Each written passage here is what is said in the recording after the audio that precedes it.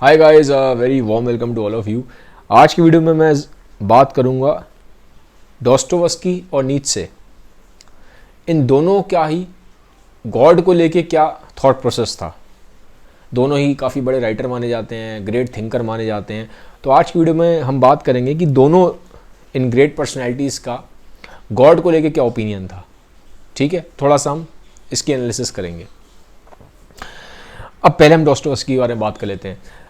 देखिए, पहले समझना ज़रूरी है कि जो राइटर है जिस टाइम पीरियड में हुआ उस टाइम पीरियड में चल क्या रहा था।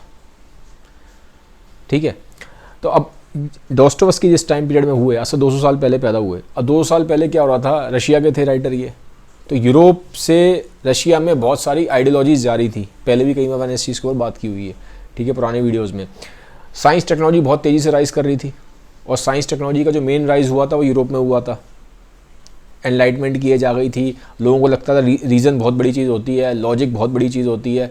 तो लोगों का जो विश्वास था ना साइंस में और टेक्नोलॉजी में बहुत ज़्यादा बढ़ गया था। ठीक है, और गॉड में जो विश्वास था उनका धीरे धीरे यूरोप में कम हो रहा था। तो ये जो आइडियाज़ थे ना, ये धीरे धीरे पहुँचने लगे रशिया में। अब रशिया क्या था, Russia in general highly conservative society है, ट्रेडिशनल सोसाइटी है, और बहुत ज़्यादा रिलीजियस सोसाइटी है रशिया की। लेकिन क्या हो रहा था कि ये सारे के सारे ये जो आइडियाज़ थे ना, ये यूरोप से निकल के अब रशिया में भी जा रहे थे। वहाँ पे भी साइंस टेक्नोलॉजी आ रही थी, वहाँ पे भी एकदम से सोसाइटी को लिबरल किया जा रहा था। तो अब डॉस्टोवस्की उसी टाइम पीरियड में पैदा हुए। तो जब ये जवान थे तो इन्होंने भी इन सब आइडियाज़ को पढ़ा, बहुत सारे थॉट्स को पढ़ा, बहुत सारे यूरोप के थिंकर्स को पढ़ा। तो धीरे धीरे क्या हुआ, ये स्टार्टिंग में ना अथीस्ट हो गए। डॉस्टोवस्की लाइफ के स्टार्टिंग में जब यंग थे तो अथीस्ट थे। इस तरह के बहुत सारे राइटर्स से मिलते थे, इन्होंने ऐसे ग्रुप बना रखा था, वहाँ जाके ये लोगों से बातें करते थे, डिस्कशन करते थे। तो वो बहुत ही एक ट्रांजिशन का फेज़ था रशिया में। तो डॉस्टोवस्की उस टाइम पे हुए थे अथीस्ट। ये बहुत ज़्यादा इन्फ्लुएंस हुए थे बाहर की राइटिंग से, ठीक है। लेकिन जब रियलिटी हिट करी तो उनके थॉट्स में चेंजेस आने स्टार्ट हुए। रियलिटी कैसे हिट करी कि जैसे ये एक स्कैंडल में फंस गए थे और वहाँ पे इनको जान से मारने का आदेश था। ज़ार ने बोला था कि इनको एग्जीक्यूट किया जाएगा, गोली मारी जाएगी। लेकिन एंड टाइम पे इनको गोली जो मारने का आदेश था उसको वापस ले लिया गया और इनको मारा नहीं गया, एग्जीक्यूट नहीं किया गया। इनको 10 साल के लिए साइबेरिया की जेल में भेज दिया। अब जो साइबेरिया की जो जेल होती है वो अपने आप में बहुत ज़्यादा टफ होती है। आप सोचो ना, माइनस में टेम्परेचर है, बर्फ़ पड़ रही है, बहुत ज़्यादा हालत ख़राब हो जाती है। ठीक है, साइबेरियन जेल समझ लीजिए अब नरक जैसी है, नरक से ही बदतर है। तो 10 साल ये वहाँ डॉस्टोवस्की रहे। अब जब ये वहाँ पे रहे 10 साल और जब इन्होंने लाइफ की रियल सफरिंग देखी, वहाँ पे जब देखा कि भैया ज़िंदगी वैसी नहीं है जैसी मैं सोच रहा था, जैसी मैं किताबों में पढ़ रहा था, लाइफ तो बहुत टफ है, बहुत ज़्यादा सफरिंग है, तब इनको ये समझ में आना शुरू हुआ कि गॉड जो है इन पे बिलीव करना बहुत ज़रूरी है। ठीक है, तो वहाँ से इनकी लाइफ में ट्रांजिशन आना स्टार्ट हुआ। इनको लगना शुरू हुआ कि विदाउट गॉड हम इस सफरिंग को बियर नहीं कर सकते। गॉड का कॉन्सेप्ट बहुत बहुत ज़्यादा ज़रूरी है। तो वहाँ से ये चेंज होना शुरू हुए। और खाली यही नहीं, जब ये बाहर आए वहाँ से, जब जेल से बाहर आए तो फिर इनकी वाइफ की डेथ हो गई, इनकी और फैमिली रिलेटिव्स की डेथ हो गई। तो कंटिन्यूसली इनकी लाइफ में सफरिंग बहुत रही है, काफ़ी सफरिंग रही है। पैसे की भी इनको काफ़ी दिक्कत रहती थी। पैसे की दिक्कत इसलिए भी रहती थी क्योंकि ये गैम्बलिंग बहुत करते थे, जुआ बहुत खेलते थे। ठीक है, जैसे सुबह मान लीजिए इनके पब्लिशर ने इनको पैसे दे दिए, अच्छे खासे पैसे दे दिए, शाम तक सारा पैसा उन्होंने गैम्बलिंग में उड़ा दिया। तो पैसा इनके पास बचता ही नहीं था। तो पैसा बचता नहीं था तो आपको पता ही है, फाइनेंशियल स्ट्रेसेस से लाइफ सफरिंग ही हो जाती है।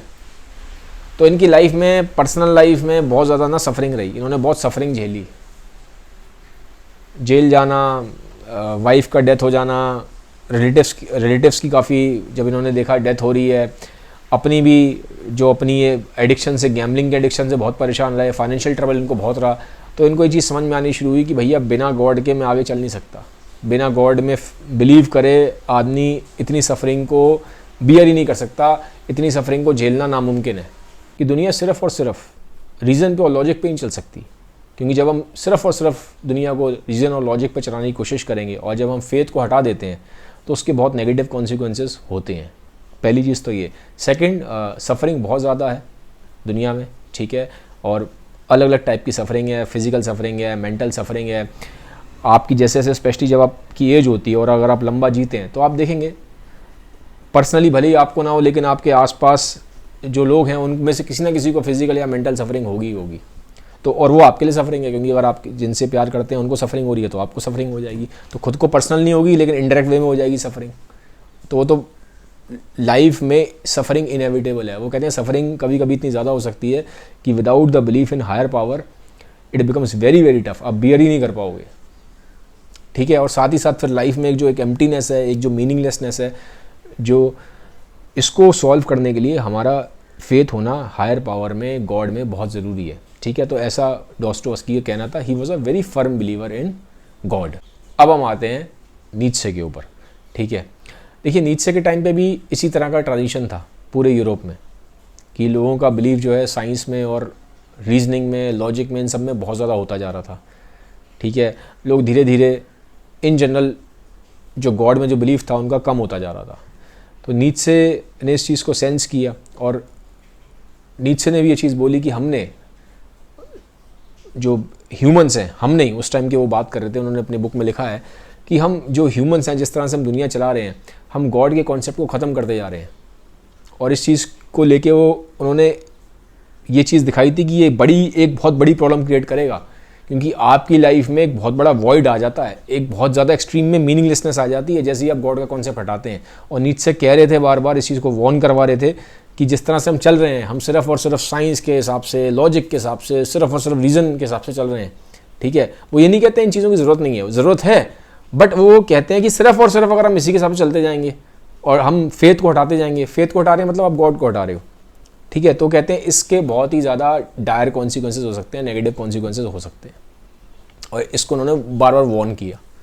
अब जो नीत्शे का सॉल्यूशन था ना यहाँ पे, ठीक है, प्रॉब्लम्स वही थी नीत्शे के आगे भी जो डॉस्टोवस्की के आगे थी, कि साइंस, रीज़न, लॉजिक ये बहुत ज़्यादा डोमिनेटिंग होते जा रहे थे और जो बिलीफ है गॉड में वो कम होता जा रहा था। ठीक है, बस फ़र्क इतना था कि डॉस्टोवस्की रशिया के थे और नीत्शे थे जर्मनी के, बट प्रॉब्लम सेम थी। अब डॉस्टोवस्की ने तो सॉल्यूशन दिया था कि हमें गॉड में बिलीव करना बहुत ज़रूरी है, बट नीत्शे ने जो सॉल्यूशन दिया था वो थोड़ा डिफरेंट था। स्टार्टिंग में तो नीत्शे इनसे बहुत इंस्पायर्ड थे, आर्थर शोपेनहावर से। ये भी एक जर्मन फिलोसफर थे और बहुत ही पेसिमिस्टिक फिलोसफर थे। ठीक है, लेकिन नीत्शे काफ़ी इंस्पायर थे इनसे। तो पहले तो नीत्शे ने वही सॉल्यूशन दिया जो शोपेनहावर ने दिया था। शोपेनहावर ने बोला था कि भैया लाइफ में जो मीनिंगलेसनेस है, इतनी जो एम्प्टीनेस है, इसका सॉल्यूशन है आर्ट के थ्रू आएगा। आदमी अगर आर्ट में इंडल्ज हो जाए तो सॉल्यूशन निकल जाता है, लाइफ को मीनिंग मिल जाता है।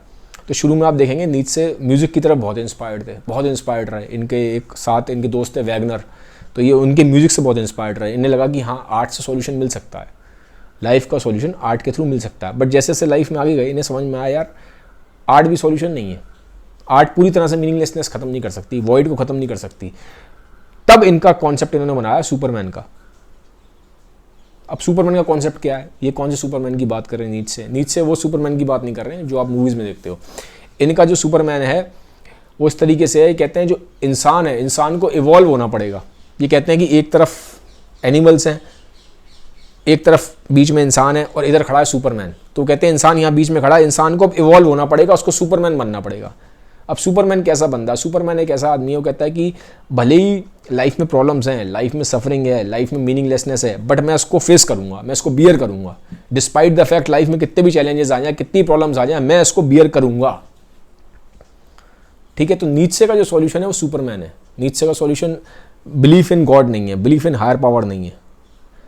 ठीक है, वो कहता है हमारा सॉल्यूशन है कि इस ह्यूमन को ही आगे जाके सुपरमैन बनना पड़ेगा, इसको अपनी आइडियोलॉजी को, अपने आप को इतना इवॉल्व करना पड़ेगा कि ये हर चीज़ को बियर करने के लिए रेडी रहेगा और ये ज़िंदगी इस तरीके से जिएगा, इतने अच्छे से जिएगा कि जो मर्जी हो जाए, इसको बार बार भी जन्म लेना पड़े, कई बार भी आना पड़े। इसी बोलता है नीत्शे कि अगर मुझे बार बार भी इस दुनिया में आना पड़े, कंटिन्यूस आना पड़े, ठीक है, इसको एटर्नल रिकरेंस बोलता है। ये मुझे दुनिया में बार बार भी आना पड़े ना, तो भी मैं लाइफ इस तरह से जीऊँगा, इतने अच्छे तरीके से जीऊँगा कि मुझे बार बार इस दुनिया में जन्म लेने में प्रॉब्लम ना हो। ठीक है, तो नीत्शे ने सॉल्यूशन दिया सुपरमैन के थ्रू, अपने आप को हम इतना इवॉल्व कर लें। जो किताब में नीत्शे ने लिखा 10 स्पोक्स ज़रूस्त्र, 10 स्पोक्स ज़रूस्त्र है, ठीक है, वो इसी के ऊपर है पूरी कॉन्सेप्ट। इसके ऊपर मैंने वीडियो बनाया भी हुआ है, बहुत डिटेल में नहीं देखा तो आप देख लीजिएगा, प्लेलिस्ट में है। ठीक है, मेरे ही चैनल पे मैंने इसको कवर किया हुआ है, इस बुक के बारे में। फाइनली अब मेरा क्या ओपिनियन है, ठीक है। देखिए, मुझे ऐसा लगता है जो डॉस्टोवस्की का जो पाथ है वो ज़्यादा प्रैक्टिकल है। उसका मैं रीज़न आपको बता देता हूँ। देखिए, नीत्शे जब बात करते हैं ना सुपरमैन की, कि सुपरमैन का कोई आदमी अपने आप को इवॉल्व कर ले और सुपरमैन बन जाए, देखिए प्रैक्टिकली ये पॉसिबल नहीं है। एटलीस्ट मेजॉरिटी के लिए तो पॉसिबल नहीं है। कुछ रेयर लोग हो सकते हैं जो अपने आप को इतना इवॉल्व कर लें, अपनी थॉट्स को, अपनी आइडियोलॉजी को, कि सुपरमैन में वो मैन है वो ट्रांसफॉर्म हो जाए, बट मुझे लगता है मेजॉरिटी के लिए पॉसिबल नहीं है वो। तो नीत्शे का पाथ हाईली एक थोड़ा आइडियलिस्टिक है, यूटोपियन पाथ है। मेजॉरिटी के लिए ये पाथ प्रैक्टिकली पॉसिबल नहीं है। मेजॉरिटी के लिए जो डॉस्टोवस्की का पाथ है वो ज़्यादा रियलिस्टिक है, वो ज़्यादा प्रैक्टिकल है। क्योंकि आप इस चीज़ को समझिए, दुनिया में बहुत लोग बहुत तरह की सफरिंग को बियर करते हैं, ठीक है। स्पेशली जब आप बहुत एक्सट्रीम पॉवर्टी में रहते हो, जब आपके पास पैसे की बहुत कमी होती है ना, तो लाइफ की सफरिंग को बियर कर पाना सिर्फ अपने दम पे पॉसिबल नहीं है। तो वहाँ पे गॉड में बिलीव होना बहुत बहुत ज़्यादा ज़रूरी है। Without a belief in higher power, without a belief in God, आप उस सफरिंग को सिर्फ अपने दम पे बियर नहीं कर पाओगे। तो मुझे ऐसा लगता है कि गॉड में बिलीव करना, हायर पावर में बिलीव करना हमारे लिए हर तरीके से बहुत बेनिफिशियल है। तो मैं चूज़ करता हूँ जो डॉस्टोवस्की वाला पाथ है। मुझे लगता है वो ज़्यादा रियलिस्टिक है, ज़्यादा प्रैक्टिकल है, और मेजॉरिटी ऑफ पॉपुलेशन के लिए वही ज़्यादा एप्लीकेबल भी है। आपका क्या ओपिनियन है इसके ऊपर, आप मुझे कमेंट सेक्शन में ज़रूर बताइएगा। Have a nice day, bye bye, take care.